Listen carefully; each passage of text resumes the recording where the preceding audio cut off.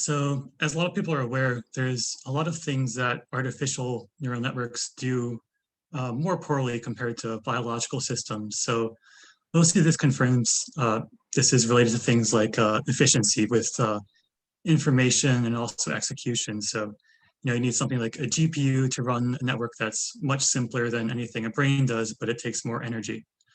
Um, and so a lot of people have ideas about how to improve the energy and information efficiency of artificial neural networks by incorporating more biological aspects. But a lot of these approaches usually are on kind of an individual basis, and it's difficult to integrate them into one system that works together. But to summarize my work in kind of one sentence, my claim is that by replacing real valued activations of artificial neurons by phase angles, you can get a lot of interesting phenomena out of that and address a couple different challenges at the same time. And so that includes things like computing with spikes in time, doing continual learning in an artificial network, multi-sensory tasks, and also what are called neurosymbolic approaches to AI. So to first introduce the phase angle, normally the neuron produces a real number on the realm of negative infinity to infinity.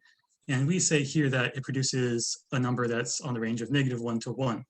And this corresponds to a number, a complex number that lies on the unit circle. That's referred to as a phasor. And you can naturally produce a activation function from this by summing up weighted versions of these phasors and producing a new complex value, then just taking the phase of that complex value to produce a new phasor. That's the activation function we use for all of this. And it's suitable for neural networks with backpropagation. And when you use it to do something like train, a standard convolutional architecture on CFAR, there's no significant difference in the performances between these two networks. So you can use it like you'd use a normal activation function. So there's plenty of activation functions. So why is this one special? Well, you can think that there's actually a twin of each conventional network using this activation function. It has a special twin that can operate using resonate and fire neurons executing through time. And instead of exchanging values of tensors represented by floating points, they intercommunicate by using spikes through time that sort of repeat on a basis. And so this allows a spiking network to carry out the traditional network that you trained previously. And so it also has some other phenomena, like it's resilient against random spike dropout.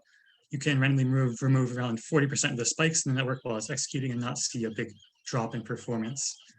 And this also has some direct applications for photonic computing as well as oscillatory computing methods. And move on to something else. When you have a vector of phases that's very long, this actually falls within a class of computing, which is called vector symbolic architectures. And you can now manipulate these vectors as computational symbols. So if you imagine that you have a symbol that represents a certain image and a symbol that represents a certain label, there's a special operation called bundling that allows you to fuse these two pieces of information together to create one symbol that represents both. And so you can kind of think of these as each marginal distributions. And then there's a joint distribution on the right side, which kind of combines both of those pieces of information into a single symbol. And because there's usually mutual information in a task that you want to compute with, you can actually learn to approximate this process. And that's what we do with this kind of special bridge architecture that's designed to work with the phase angles. You take these different symbols on the left and the right side that are kind of different senses of the network, and each channel here essentially does predictive coding. It learns to either add or remove the information that's missing from a symbol. So then once you train it using these local losses on either side of the network, you can do classification, where essentially you're reconstructing information that's missing from an image symbol, or you can do generation, where you're adding information that's missing from a label.